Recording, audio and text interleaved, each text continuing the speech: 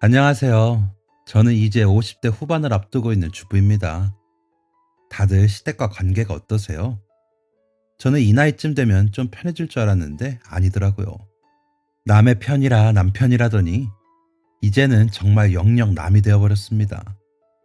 딸 둘을 다 시집 보내고 이제는 좀 편하게 부부가 여행도 다니고 함께 취미 생활도 하려는 생각들로 즐거웠었는데 다 사라져 버렸습니다. 처음엔 내 집도 없어지고 투룸 전셋방에 앉아 있다 보니 서글퍼졌습니다.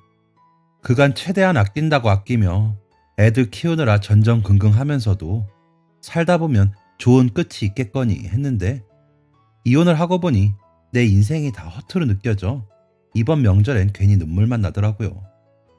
친정 부모님 볼 면목도 없고 딸아이들도 괜히 시댁이나 사위들에게 책 잡히고 눈치 보는 건 아닌가 싶고요. 하지만 저는 더 이상 그 남자의 아내, 그분의 며느리로 살 수가 없었습니다. 이제는 둘이 오붓이 아들 뒷바라지하며 사시니 좋으실 겁니다, 그분은. 저도 지금은 다 털어내고 새 출발을 했습니다. 연습이 필요하긴 했지만요. 지금은 떵떵거리며 잘 살고 있습니다. 이혼이 오히려 전화위복이 된 셈이지요. 저는 26살에 결혼을 했습니다. 결혼 전에는 철도청 공무원이셨던 아버지의 권유로 저희 친정지역 기차역에 매표소에서 근무를 했었죠. 대학을 다니지 않고 20살부터 결혼 전까지 6년을 하다가 친정엄마 아시는 분의 소개로 남편과 선을 보게 되었습니다. 저보다 3살 연상이었던 남편은 서울시청 공무원이었는데 외모며 내성적인 성격이며 제 마음에 드는 구석이라고는 조금도 없었습니다. 그래서 첫 만남 이후 거절을 했었죠. 하지만 이 사람은 제가 마음에 들었는지 3개월을 주구장창 따라다니더군요. 그 먼 길을 거의 매일 와서 기차역 문 앞에 서서 기다리고 저희 동네 버스 정류장에서 기다리고 그러다 저희 아버지가 그 사실을 아시게 되어 집으로 부르셨는데 그때 저 없으면 못 살겠다는 그 사람의 말에 저희 아버지가 만나보라고 권하시더라고요. 그래도 너 좋다는 사람인데 너무 매몰차게 굴지 마라. 이제 너도 나이가 제법 차는데 좋다는 사람 있을 때 만나봐야 하는 것 아니냐? 면서 설득하시더라고요. 솔직히 말이 좋아 설득이지 그 사람 부모님의 재산 정도도 마음에 드셨고 그 사람 직업이 마음에 드셨던 거겠죠. 아버지가 공무원이시라 그런지 내심 공무원 사위를 원하시긴 했었습니다. 게다가 서울시청 공무원이니 더 마음에 드셨겠죠. 그래서 어쩔 수 없이 몇 번 더 그 사람을 만나보기로 했습니다. 만날 때마다 예쁘다고 해주고 선물도 주더군요. 그러다 보니 나쁘지 않았습니다. 전에 만났던 사람들보다 매너도 좋고 대접받는 느낌이 들게 하더라고요. 이것저것 아는 것도 많아서 말도 재미있게 하고요. 몇 번만 만나보자는 저의 결심은 어느새 교제를 허락하게 되었고 첫 만남이 있고 8개월 후에는 결혼을 준비하고 있었습니다. 시아버님은 어느 지역에 있는 꽤나 큰 시멘트 공장에서 연구원으로 일하셨던 분이셨고 시어머니는 중학교 미술 선생님을 하시다가 퇴직하신 분이셨습니다. 시아버님이 퇴직하시고는 증조부님이 사시던 집에서 사시는 거라고 들었습니다. 그 시대 어른들 치고는 좀 배우신 분들이셔서 교양은 있으셨지만 까다로우셨죠. 특히나 시어머니는 제가 전문대라도 다니지 못한 것이 굉장히 불만이 많으신 분이셨습니다. 물론 시아버지도 처음에 그래, 너가 원해서 대학을 안 간 것이니? 아니면 못 간 것이니? 하고 물으실 정도긴 하셨죠. 본인 아들이 저를 죽자사자 따라다닌 것을 아신 후로는 제 학력에 대해 더 이상 말씀은 없으셨습니다. 하지만 시어머니는 자신의 아들이 고졸인 저를 따라다닌 것에 자존심이 상해하셨습니다. 그래서 자주 제 학력을 들먹이며 저를 조롱거리로 만들곤 하셨죠. 시누이나 동서가 있는 자리에서 그래도 너희는 말이 통하잖니. 쟤는 가끔 말을 너무 골라서 해야 해. 어떻게 말해야 기분 안 상하게 알아듣게 할까 해서 말이야. 대학 안 나온 게 이렇게 답답할 줄 몰랐다. 라는 말씀을 너무 수시로 하셔서 멀리서 시어머니 표정만 봐도 또 그 소리구나 하고 알 정도였습니다. 그 밖에도 사람이 이래서 배워야 하는 거야 라던가 어이그 눈에 뭐가 쓰이지 않고는 어떻게 그렇게 따라다녔는지 모르겠다. 대화가 돼야 연애도 하는 건데 라면서 제 배움이 짧은 것에 대한 이야기를 하시곤 하셨죠. 저와 동갑인 시누이는 전문대를 나와 유치원 교사를 하고 있고 동서도 대학 나와 결혼하고도 계속 맞벌이였거든요. 시어머니는 결혼하고 임신하면서 학교 일을 그만두신 걸로 압니다. 제 생각엔 어차피 피차 집안일 하는 사람인데 시어머니나 저나 별 다를 것이 없는 것 같은데 그놈의 대학 못 나온 걸 그렇게 두고두고 말씀하시더라고요. 남편이라는 작자는 그래도 우리 어머니나 아버지는 당신 힘들게 일 시키거나 시집살이 시키진 않잖아. 다른 집은 더한 꼴도 많다던데. 서운한 말씀을 좀 하시는 거지. 힘들게 키운 맏아들 좀 더 욕심 나셨나 보지. 내가 괜찮다는데 뭐 그런 말에 신경을 써. 라며 본인 어머니 말씀에 별 토를 달지 못했습니다. 그런 말들이 시집살이가 아니면 도대체 뭐가 시집살이인가요? 사람 자존심 상하게 만들면서 기죽이는 게 시집살이 아닌가요? 화가 났지만 친정 부모님은 너희 시부모님들이 교양 있고 배우신 양반들이니 잘 배우고 익혀라. 사람이 그런 기쁨은 거저 생기는 게 아니거든. 라고 하시며 속 없는 소리만 하셨습니다. 저희 친정 아버지는 대학을 가고 싶으셨지만 7남매 장남으로 태어나 경제적인 여건 때문에 고등학교 졸업하시고 바로 군대 가셨다가 취직하신 곳이 철도청이었거든요. 그러다 보니 항상 공부 많이 한 사람에 대한 동경이 있으셨습니다. 그런 저희 아버지의 동경과 로망을 모두 이루신 분들이 저희 시부모님이셨죠. 그렇다고 경제적으로 더 처지거나 한 것도 아닌데 그러셨습니다. 저희 친정엄마는 중학교만 나와 집에서 농사일 돕다가 손보고 저희 아버지와 결혼하셨는데 그저 아버지 말이 법이려니 하고 사시거든요. 외가에서 받은 유산으로 경제적인 부분을 많이 보태셨는데도 한 번도 아버지 말에 토를 달거나 싫은 소리 하시는 법이 없으셨죠. 그런 부모님을 보고 자라 그런가 저도 역시나 큰 소리 내면서 싫다는 표현하는 게 힘들기도 했습니다. 고작 하는 거라곤 남편에게 어머님이 그러셔서 속상했다고 말하는 게 다였죠. 그래서였는지 점차 아무 일이 아닌 게 되더라고요. 하지만 저희 속에선 부글부글 불만이 자라고 있었습니다. 아이들이 크면서는 더했습니다. 저는 딸만 둘을 낳고 신우는 아들 딸을 낳고 동서는 아들만 둘을 낳았습니다. 아무리 많이 배우고 고상하신 분들이어도 아들 손주에게 정이 더 가시는 것 같았습니다. 옛날 분들이니 그러려니 했죠. 그런데 저희 큰애가 10살쯤 되었을 때 너가 아들로 태어났으면 얼마나 좋니? 너희 아버지 제사상은 누가 차려주니? 에휴, 못 배운 마누라랑 사느라 고생하는데 죽어서도 편하지가 않겠다.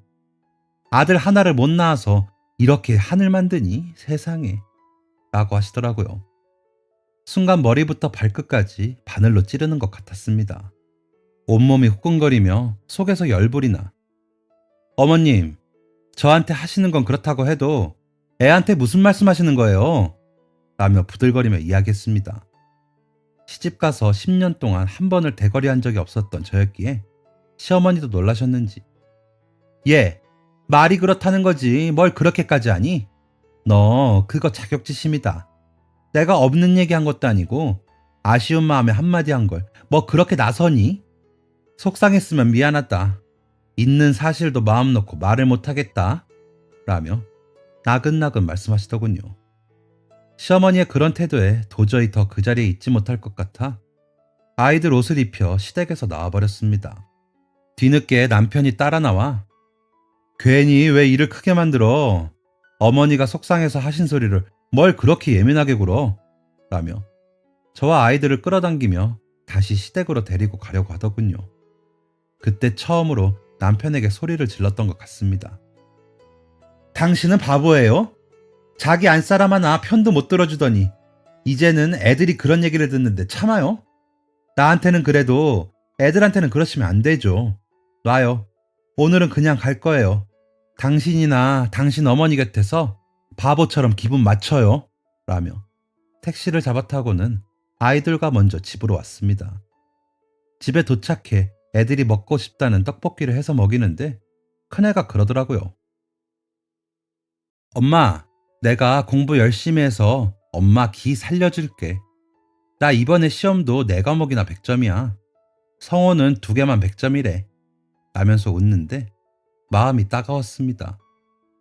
그래서 아이 꼭 안아주며 고맙다고 했더니 6살이던 둘째가 난 100점 10개 맞아줄게. 라며 제 언니와 제 사이에 끼어들어 두 아이 다 끌어안고 눈물이 나는 걸 겨우 참고 다독였습니다. 아이들은 정말로 그 약속을 지켜줬습니다.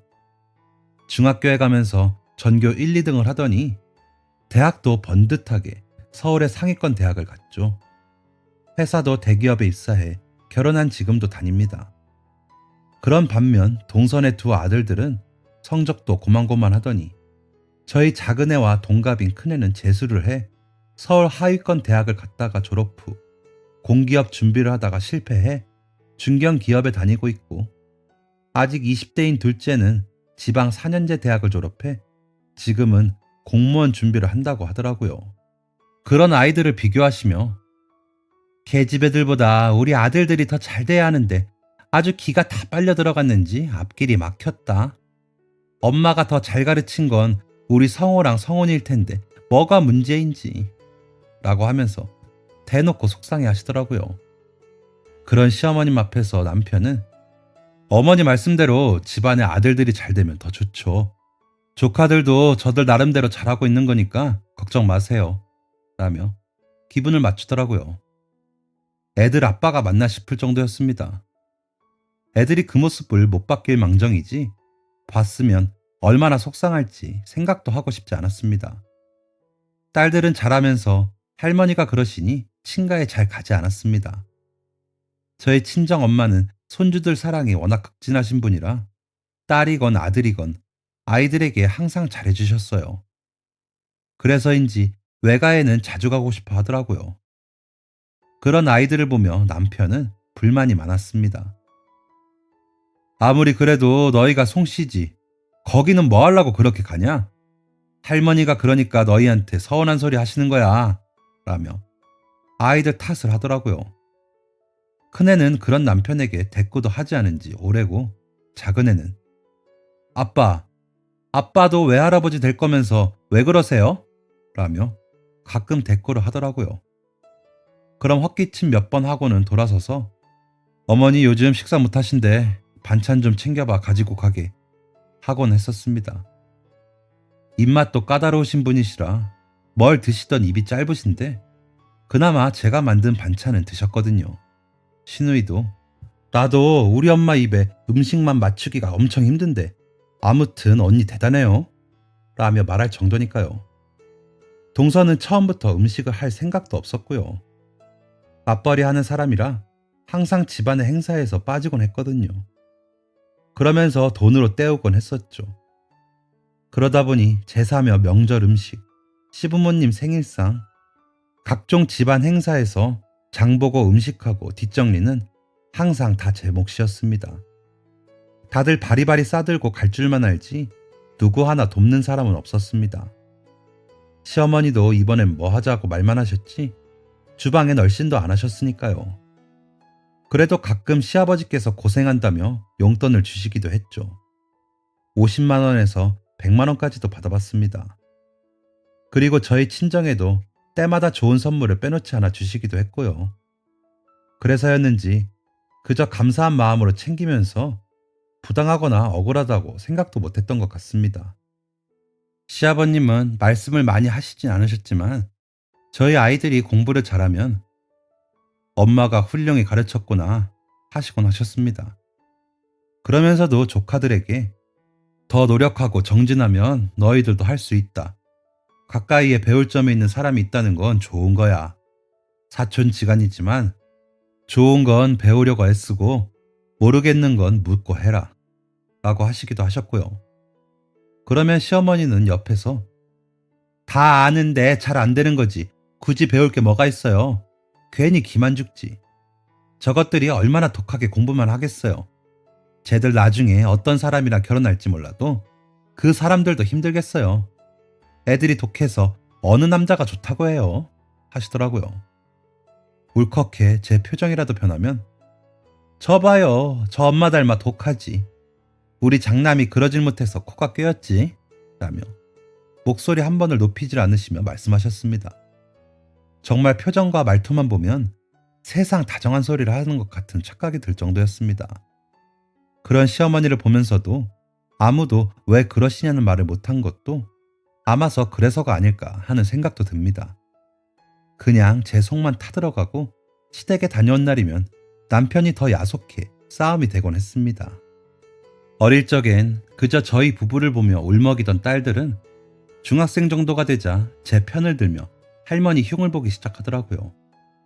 저들도 서운하게 구는 할머니가 야속했겠죠. 그럼 남편은 하여튼 여자들은 이래서 대접을 못 받는 거야. 속이 그리 좁아서 어쩌느냐. 너희들이 공부 잘해서 칭찬하고 싶으셔도 그럼 사촌들이 서운할까봐 참고 말씀 안 하시는 걸 모르고 참 언제나 생각이 트일까 하면서 또 저희 탓을 했죠. 아이들도 알 것 다 알지만 그런 아빠의 생각이 쉽게 바뀌지 않을 거란 걸 알기에 답도 않고 각자 제 방으로 가버렸습니다.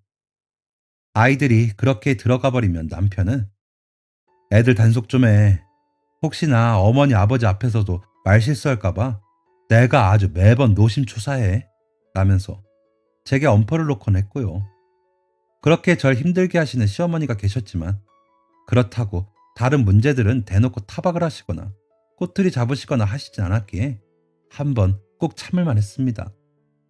남편도 시댁 관련 일만 아니면 저희 친정에도 때마다 인사도 잘 가고 무슨 기념일마다 저한테 선물도 잘하고 했으니까요. 경제적으로는 한 번도 쪼들리거나 힘들게 산 적 없었고 빚도 없이 살았으니까요. 시누이나 동서도 매번 고맙다, 대단하다, 입바른 말만 하긴 해도 선물이나 애들 용돈도 잘 주면서 저와 잘 지내려고 했습니다. 조카들도 예의 바르게 잘하고요. 그냥 그렇게 한 집안의 큰 며느리 노릇하면서 살면 되는 거지 라고 생각했습니다. 더한 집들도 많으니까요. 그냥 다들 이렇게 사는 거지 했습니다. 그렇게 시간은 흘렀고 어느새 결혼한 지 30년이라는 시간이 흐르더군요. 저희 딸들 차례로 좋은 짝 만나 결혼시키고 이제 뱃속에 아가도 생겨 저도 할머니 소리 듣기 바로 직전이었죠. 나이는 저만 먹는 게 아니었나 봅니다. 4년 전이었습니다. 시어머님과 10살 차이가 나시는 시아버님께서 기력이 약해지시고 거동이 불편해지시면서 노환이 시작되었습니다. 저는 반찬을 전보다 더 부지런히 해서 나르고 시어머님은 그런 시아버님을 극진히 간호하셨습니다. 돌아가실 때까지 몸에 인이 배기거나 욕창 한 군데 난 곳 없이 성심을 다해서 모시셨죠. 시아버님 성정에 며느리나 딸이어도 본인 몸에 손대는 것 원하지 않으실 거라고 도와드린다고 해도 싫다고 하시면서 시어머님이 다 하시더라고요. 아버님에 대한 사랑과 정성이 어지간히 적지 않으신 것을 알고 있었긴 했지만 옆에서 봐도 그 점은 대단하다고 느꼈습니다. 한 번도 힘들다고 하신 적이 없었거든요. 다른 일은 조금만 해도 금방 지치시는 양반이었는데요. 그렇게 시어머니가 열심히 보살피셨는데도 다시 일어나지 못하신 시아버님은 새벽에 조용히 세상을 떠나셨습니다. 시어머님이 일어나셔서 눈 맞추고 인사 나누시고 새순물을 받으러 다녀온 사이 숨을 거두셨더래요. 그런 시아버님의 소식을 시어머님은 굉장히 또렷하고 차분한 말투로 전하셨습니다. 전화를 끊은 제가 남편에게 울면서 시아버님의 부고를 전하고 남편은 오열을 하며 시댁으로 갔으니까요. 남편이 너무 심하게 울어 저희는 택시를 타고 갔습니다. 가는 길에 아이들에게 연락을 하고 시누이와 동서에게 연락을 했죠. 둘째는 부부가 둘 다 외국계 기업에 다니다 본사로 발령나서 미국에 가 있었기에 전화로 상황을 알리기만 했습니다. 미리 알아놓은 장례식장에 연락도 하고요. 장례를 치르는 동안에도 저는 정신이 없었습니다. 남편은 시어머니를 붙들고 울고만 있고 신우이와 도련님은 손님 맞느라 정신없고요.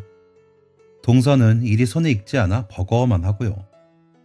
장례식장에서 선택사항을 듣고 전달하고 음식 잘 나가고 있는지 확인하고 여기저기 인사하고 아이들 불편한 거 없는지 확인하느라 정신이 없었습니다. 게다가 저희 큰애는 임신 중이라 가족실에서 거의 나오질 못했는데 혹시나 힘들까봐 신경이 많이 쓰이더라고요.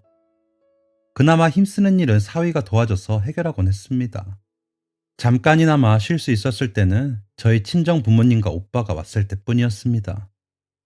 아버지는 가시면서도 이 집 큰며느리라는 사실을 잊지 말고 가시는 마지막 길 끝까지 최선을 다해라 하셨습니다. 기진맥진한 딸의 모습보다 이 집 큰며느리 노릇 못하는 것만 보시는 것 같아 서운하긴 했지만 원래 그러신 분이니 그러려니 하면서 끝까지 열심히 했습니다.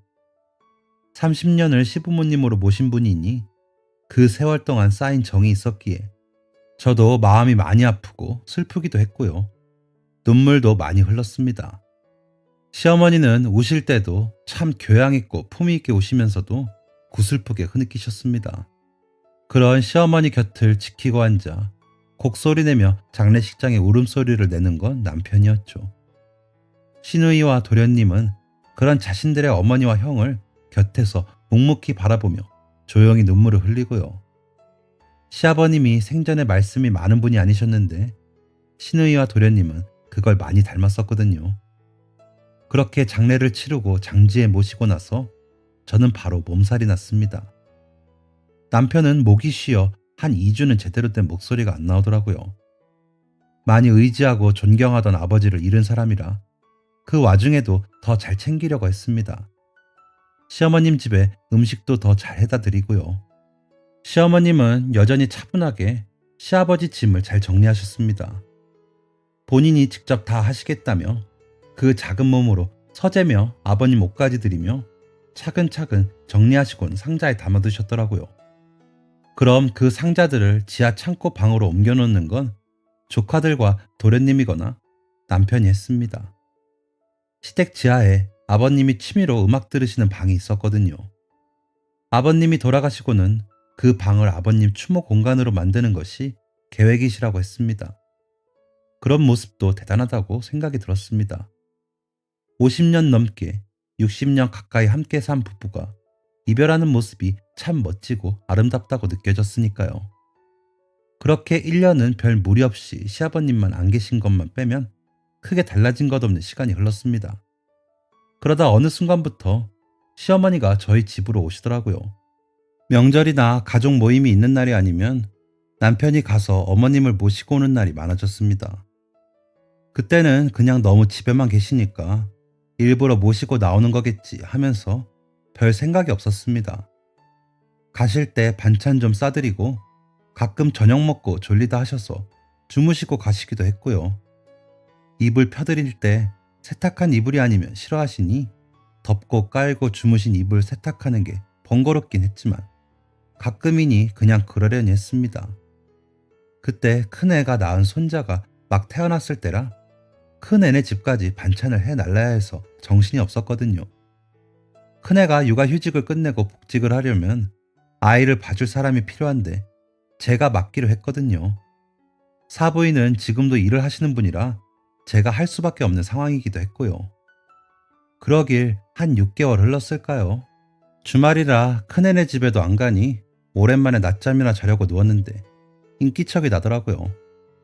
나갔는지도 몰랐는데 남편이 시어머니와 함께 들어오더군요.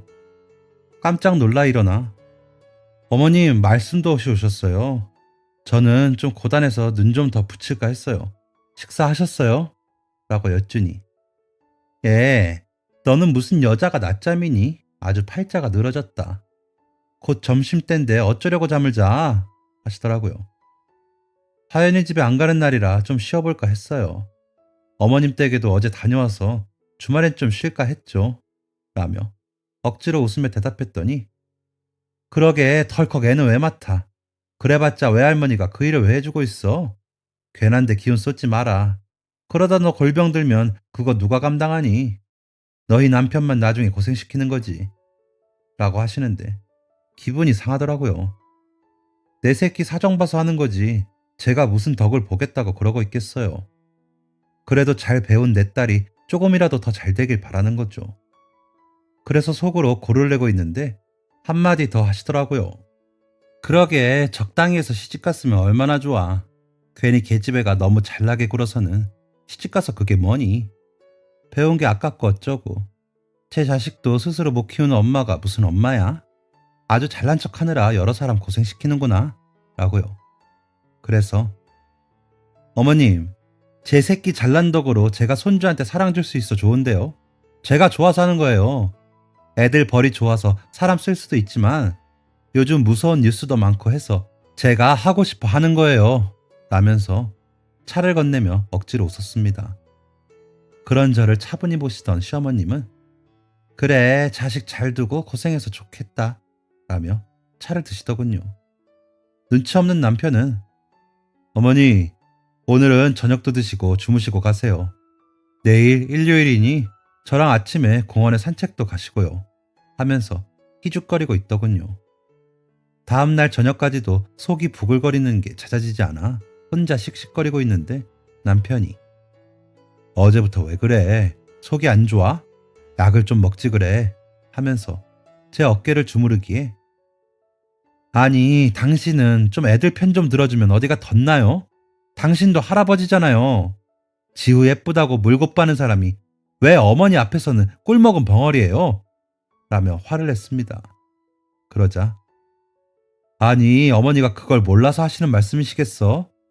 난 또 뭐 때문에 그러나 했네. 당신도 이제 손주까지 본 사람이 그렇게 어머니 마음을 모르겠어? 제발 넓게 생각 좀 해. 걱정해 주시는데도 난리야. 그리고 어머니 말씀이 틀린 게 뭐가 있어? 라면서 방으로 휙 들어가 버리더라고요. 속에서 천불이 올라오는데 더 이상 말했다가 정말 난리가 날 것 같아 그날 저는 작은 방에서 잠을 자버렸습니다. 다음날 아침 일찍 일어난 남편 아침밥만 차려놓고 딸네 집으로 가버렸습니다. 정말 꼴도 보기 싫더라고요. 반찬을 가지고 딸아이 냉장고를 정리하고 손주와 놀다 보니 마음이 어느새 누그러졌습니다. 많아야 일주일에 2번 정도이니 노인네 그러는 거 한 번 더 참자 하고 또 속으로 삼켰죠. 그렇게 지내다 아버님처럼 돌아가시면 후회하겠지 싶더라고요. 그렇게 시간은 또 흐르고 아이가 어느새 커 어린이집에 갈 수 있을 정도가 됐습니다. 그래서 오후에 어린이집에서 데려가니 잠깐만 봐주면 된다며 이야기하면서도 딸아이가 미안해 하더라고요. 그래도 전보다 시간이 생기니 다행이라고 생각했습니다. 그러던 어느 날 저녁에 사위가 먼저 와 아이를 전하고는 집으로 돌아오니 남편과 시어머니가 함께 있더라고요. 어머니 오셨어요? 저녁 드셔야죠. 잠시만 기다리세요. 국 끓이고 생선만 구울게요. 하고는 저녁상을 차리고 있는데 남편이 오늘 어머님이 지나다 딸기를 보시고 당신 생각이 났다면서 사들고 혼자 오셨어. 어휴, 이걸 가지고 여기까지 혼자 오시느라 얼마나 힘드셨겠어. 라며 호들갑을 떨더라고요. 그래서 웬일인가 싶었지만 그래도 감사한 마음에 어머나 그러셨어요? 잘 먹을게요. 하며 웃었습니다. 그러자 에휴, 이래서 나이가 들면 자식 곁에 살아야 하나 보다. 내가 나이가 들어 그런지 몸이 둔해지고 어디 다니기도 겁이 나. 이거 가지고 집에서 여기 오는데도 세상에 너무 힘들더라 하시더라고요. 그래서 좋은 마음으로 고생하셨겠네요. 이번 딸기는 더 값지고 맛있게 먹을게요. 했습니다. 그래서 말인데 내가 여기 와서 사는 건 어떠냐? 하연이 애 봐주려면 너희가 내 집으로 들어오는 건 힘들잖니. 어차피 방도 남으니 내가 월세 주고 들어오마. 라고 하시는데 전 제가 잘못 들었는지 알았습니다. 그래서 네? 여기서 지내신다고요? 지금 사시는 집은요? 지하에 아버님 추모 공간은 어쩌고요? 했더니 남편이 곁에서 뭘 그리 놀라. 지하랑 2층은 잠가 놓으실 거래. 어머니 큰 짐 2층에 정리해놓고 지하는 아버지 추모 공간 계속 해놓고 1층만 새 놓으신대. 어차피 2층이랑 지하는 문이 바깥쪽에 다 따로 있잖아. 집 관리하려면 우리도 수시로 들여다봐야 하니까 그러면 되지. 어머니 짐은 필요하실 때 가져다 놓고 하면 되니까 그러다 애들 다 키워주면 우리가 이 집 정리해서 그 집으로 들어가면 되잖아. 라며 신이 나서 떠들더라고요. 그러자 시어머니는 그렇게 되면 너도 굳이 이 집 저 집 반찬해서 나르고 하는 거 덜 번거롭잖니. 효연이는 휴가 때 한국 들어오면 내 집에서 묵으라고 하면 되고 라면서 웃음이 마르질 않더라고요. 두 모자가 제가 없는 사이 아주 말을 맞추고 신이 났더군요. 일단은 웃으며 얼른 밥을 차리고 식사를 했습니다. 시어머니는 주무시고 가라는 남편의 말에도 웬일로 집으로 가시더라고요. 시어머니를 모셔다 드리고 돌아온 남편에게 저는 최대한 차분히 이야기를 했습니다. 어머님이랑 같이 사는 건 안 돼요. 내가 지금 이 나이에 시집살이를 해야겠어요? 어머님이랑 일주일에 두세 번 얼굴 보는 것만으로 충분해요. 난 도대체 어디서 숨쉬란 말이에요? 라고요. 그러자 남편은 당신 말이 너무 심한 거 아니야? 당신 부모님은 처남이 계속 모시고 살잖아. 이제까지 따로 살았으면 감사하다고 해야지. 혼자 지내신 지가 벌써 1년이 넘어서 2년 가까이 돼가는데 먼저 합치자는 말을 못할 망정 뭐 하는 짓이야? 라고 하더라고요. 그래서 우리 엄마가 새언니한테 싫은 소리 하는 거 봤어요? 애들에 대해 왈가왈부하는 거 봤어요? 그저 다 좋다고 호호하시는 분이잖아요. 그래도 새언니 힘들까봐 오히려 눈치 보신다고요. 그런데 어머님은 아니시잖아요. 악다구니만 안 쓰시지 마음에 상처되는 말만 하시는 거 알잖아요. 우리 엄마가 월세 낸다고 와 계신다고 하면 당신 그럴 수 있어요? 싫죠. 나도 못해요. 그런 줄 알아요. 라며 신신당부를 하고 작은 방에 가서 잠을 잤습니다. 다음날 아침 일어나니 남편이 먼저 나가고 없더라고요.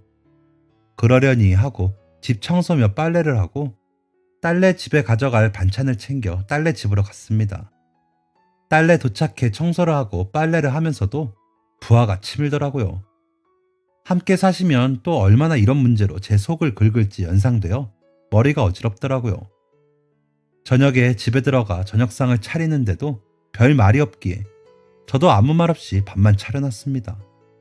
숟가락 올리기가 무섭게 앉아서 밥은 잘 먹더군요. 저는 먹는 둥 마는 둥 하는데도 얼마나 열심히 밥을 먹던지 꼴 보기가 싫더라고요. 그렇게 냉랭한 부부 사이는 좁혀질 줄 몰랐습니다. 그렇게 며칠을 보내고 있는데 딸네 집으로 가고 있는 길에 시어머님이 전화를 하셨더군요. 예, 내가 오늘 부동산에 집 내놨다. 이번 주말부터 아범이랑 애들 오라고 해서 짐도 비우고 벽지도 새로 바르고 해야 할 것 같아. 너도 그런 줄 알아라 하시는데 어머님 죄송한데요. 합가는 좀 힘들 것 같아요. 저도 지금 화연이 집이랑 오가는 것도 벅찬데 어머님까지 집에 계시면 저는 언제 쉬어요? 화연이네 아이 좀 더 크면 그때 다시 얘기해요. 라고 말씀드리자 한참을 말씀이 없으시더니 아무 말 없이 전화를 끊으시더라고요. 그래서 다시 전화를 할까 했지만 괜히 그랬다간 고집을 부리실 것 같아 그냥 두기로 했습니다. 저녁에 집으로 돌아가니 남편은 그때도 돌아오질 않았더군요. 저녁을 차리고 기다렸지만 연락도 없고 오지도 않으니 걱정이 되더라고요. 그래서 전화를 해봤죠. 전화를 받자마자 당신 어머니께 도대체 뭐라고 한 거야? 당신 미쳤어? 부모님 모시는 문제를 왜 당신이 멋대로 정해? 내가 그러자고 하면 하는 거지. 지금 당장 어머니께 와서 잘못했다고 빌어. 라면서요. 그래서 그럼 거기서 당신 어머님 당신이 모시고 살아요. 나는 그렇게 못하겠으니까요. 애들에 대해서 그렇게 말씀하시면서 어떻게 한 집에 살 생각을 해요? 나는 어머님보다 내 새끼가 더 중요하니까 같이 사는 건 못하겠어요.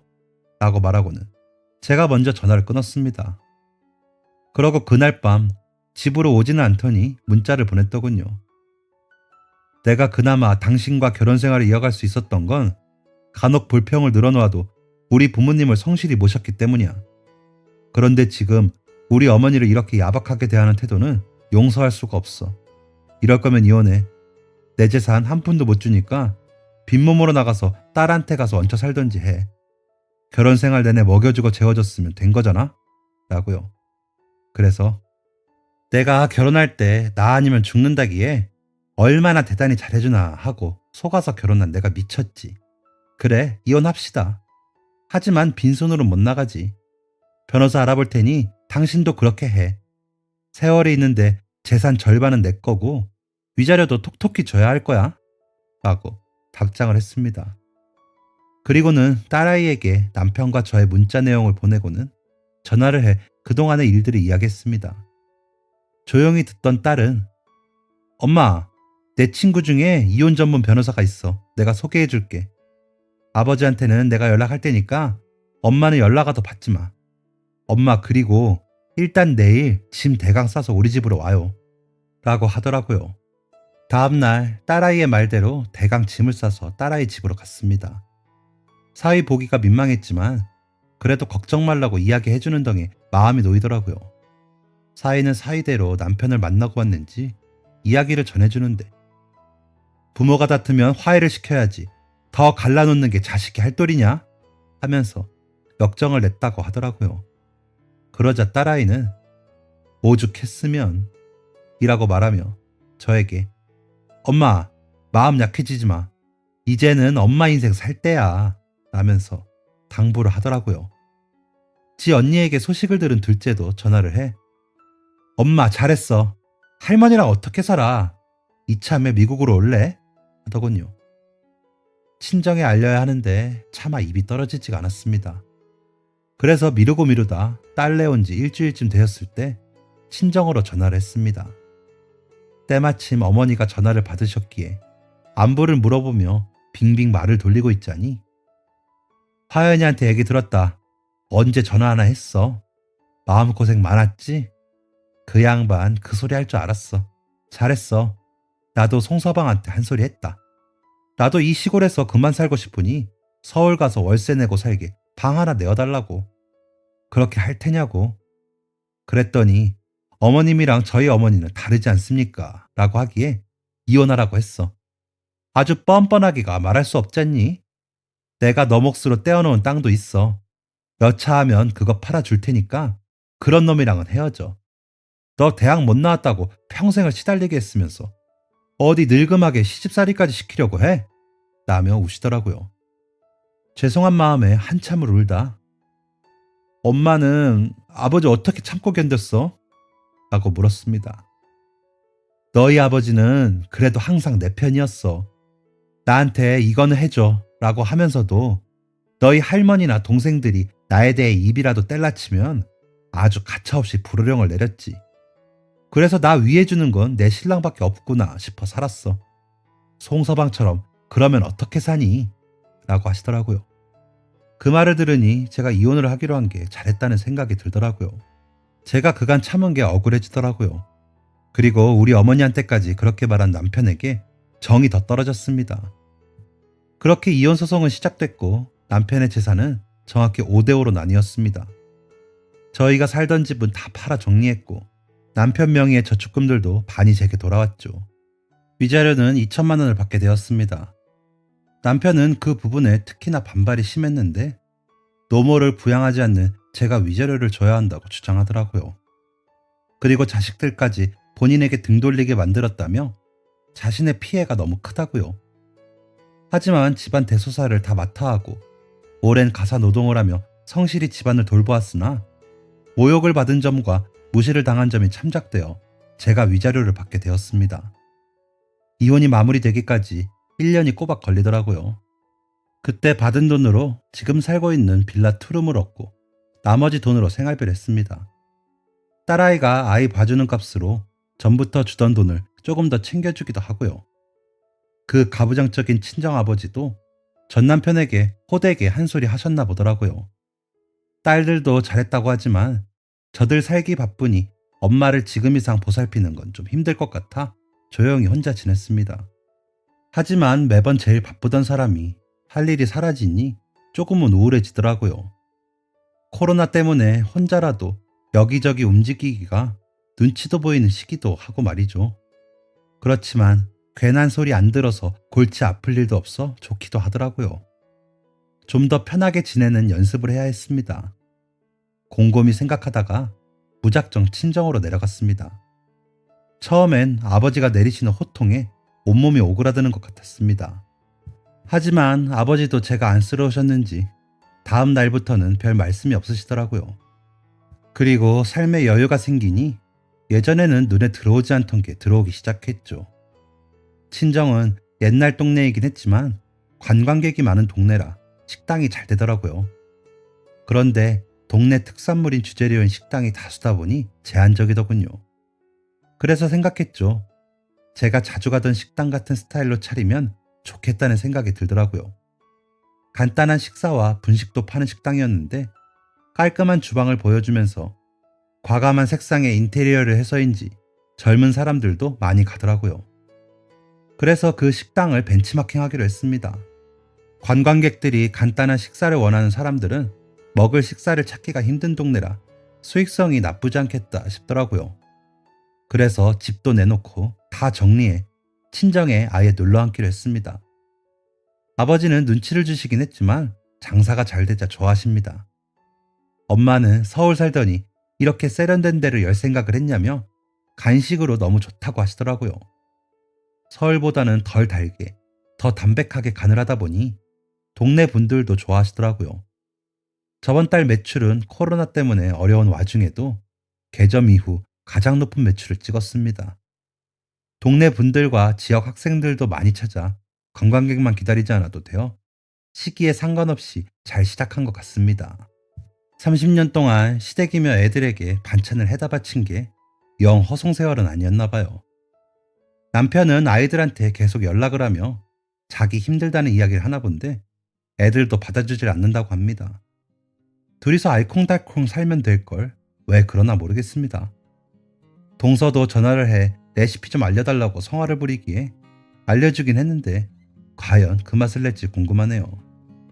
저는 이제 이 식당 더 키우면서 이 지역 맛집으로 만드는 일에 매진해보려고 합니다. 앞으로도 저 더 잘하라고 기운 좀 팍팍 넣어주세요. 이제는 오로지 저를 위한 삶을 살아보려 합니다. 용기가 좀 더 필요한데 잘할 수 있겠죠?